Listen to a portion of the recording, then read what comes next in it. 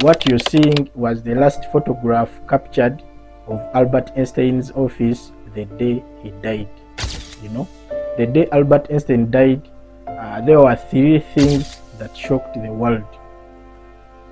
First of all, Albert Einstein died on the 18th day of April 1955 at 76 years old.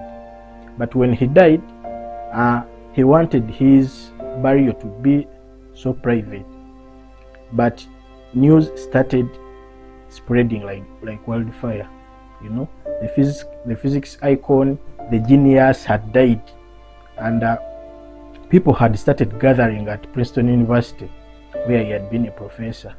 And one of the people who was around at that time was Life magazine's Ralph Moores. You know, when Ralph Moores arrived at Princeton, the first thing he did was to take photographs of Albert Einstein's office. You know, his scattered books on the table, his smoking pipe, and some equations that Albert Einstein last solved when he was alive.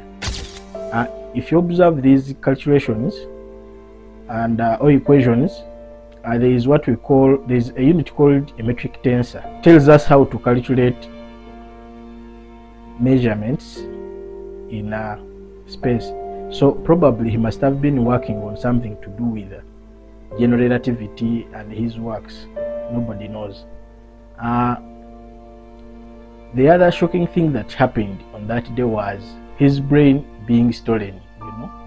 And so the physician Thomas Harvey, who performed a post-mortem on Albert Einstein's body, did cut open his skull and stole his brain, preserved it, and took it away. You know, he wanted to further study what made this guy really a genius.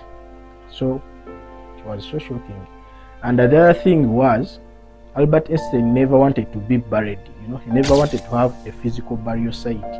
What he wanted is to be cremated and his ashes thrown away in an unknown location.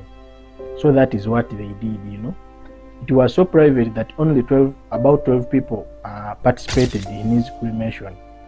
His body was cremated and his ashes were thrown away.